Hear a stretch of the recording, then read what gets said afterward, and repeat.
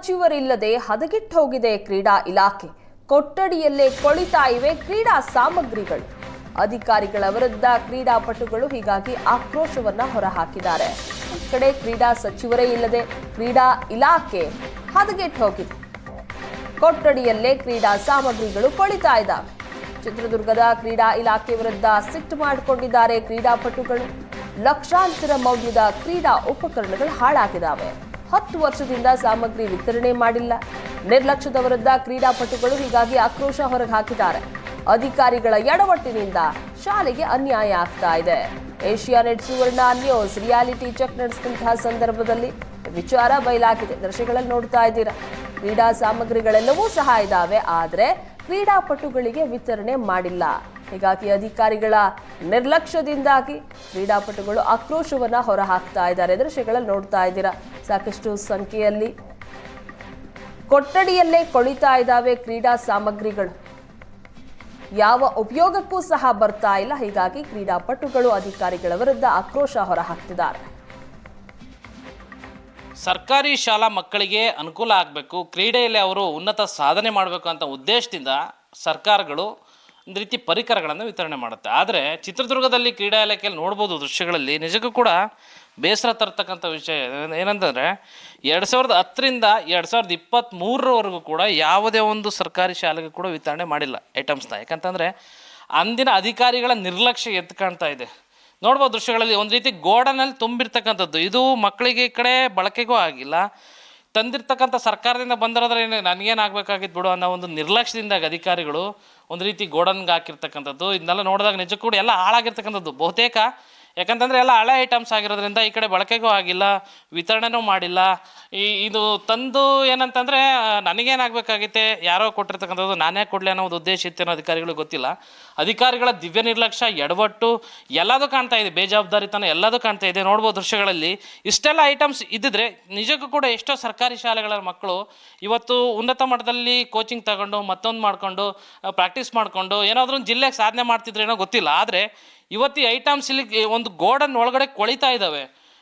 ನಿಜಕ್ಕೂ ಕೂಡ ಇದೇನಂತಂದರೆ ಇಲ್ಲಿನ ಕ್ರೀಡಾಭಿಮಾನಿಗಳಲ್ಲಿ ಆಕ್ರೋಶ ಆಗ್ತಾ ಇದೆ. ಯಾಕಂತಂದರೆ ರಿಕ್ವೆಸ್ಟ್ ಮಾಡ್ಕೊಂಡ್ರು ಕೂಡ ಸಿಗಲಿಲ್ಲ, ಮಕ್ಳಿಗೆ ಸಿಗ್ತಾ ಇಲ್ವಲ್ಲ, ಏನಿದು ಅಂತಕ್ಕಂಥದ್ದು. ಸರ್ ಏನಂತಂದ್ರೆ ಈಗ 2010ರಿಂದ 23 ತನಕ ಐಟಮ್ಸ್ ಕೊಳಿತದವೆ, ಕೊಟ್ಟಿಲ್ಲ. ಏನು ಹೇಳ್ತಾರೆ ಸರ್?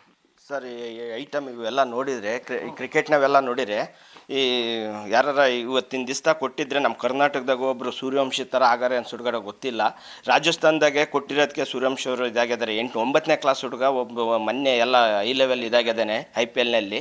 ಈ ಇಷ್ಟಕ್ಕಂದು ನೋಡಿದರೆ ನಮ್ಮದರಲ್ಲಿ ಕರ್ನಾಟಕದಲ್ಲಿ ಯಾರು ಒಂದು ಇಬ್ಬರು ಹೋಗಾರೇನ ಅಂತೇಳಿ ಇವನ್ನೆಲ್ಲ ನೋಡಿದ್ರೆ ನಮಗೆ ಕಳ್ಳು ಕಿತ್ತು ಬಂದಂಗೆ ಆಗ್ತದೆ ಸರ್.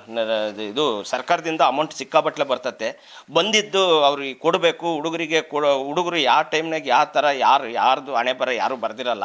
ಇದು ಕೊಡಲಿಲ್ಲ, ಇದಕ್ಕೆ ಅವರು ಅಲ್ಲೇ ಕೊಳಿತಿದ್ದಾರೆ ಸರ್. ನೀವು ಕೂಡ ಒಬ್ಬರು ಸ್ಪೋರ್ಟ್ಸ್ ಪರ್ಸನ್ ಆಗಿರ, ಗೌರ್ಮೆಂಟ್ ಮಕ್ಕಳು ಏನಂತಂದರೆ ಯಾವುದೋ ಒಂದು ಐಟಮ್ ಸಿಕ್ಕಿರೋ ಒಂದು ಕಲಿಬೋದಲ್ಲ ಅನ್ನೋ ಖುಷಿಲಿರ್ತಾರೆ. ಆದರೆ ಒಂದು ಶಾಲಾ ಮಕ್ಕಳಿಗೂ ಕೂಡ ವಿತರಣೆ ಮಾಡಿಲ್ಲ. ಏನು ಹೇಳ್ತೀರಾ? ಇದೆಲ್ಲ ಅಧಿಕಾರಿಗಳ ನಿರ್ಲಕ್ಷ್ಯ ಅಂತ ಹೇಳ್ಬೋದು. ಯಾಕಂದರೆ 2010ರಿಂದ 2023 13 ವರ್ಷ ಬಂದಿರೋ ಐಟಮ್ಸ್ಗಳು ಎಲ್ಲ ಗೋಡನಲ್ಲೇ ಇದೆ. ಯಾವುದೇ ಮಕ್ಕಳಿಗೆ ಹೋಗ್ಬೇಕಾಗಿರೋಂಥ ಐಟಮ್ಸ್ಗಳಿಗೆ ಯಾವುದೂ ಹೋಗಿಲ್ಲ.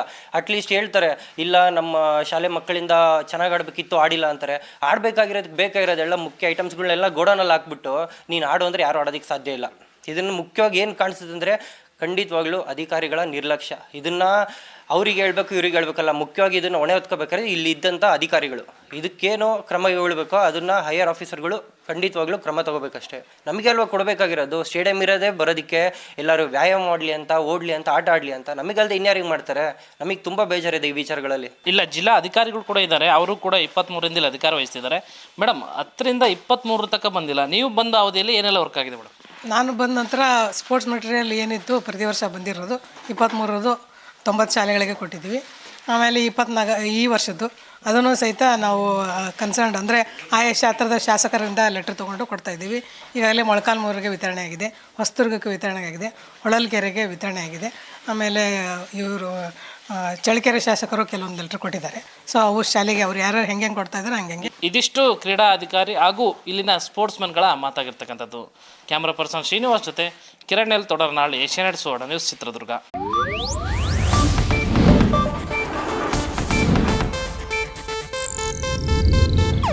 ಇದು ಏಷ್ಯಾನೆಟ್ ನ್ಯೂಸ್ ನೆಟ್ವರ್ಕ್ ಪ್ರಸ್ತುತಿ.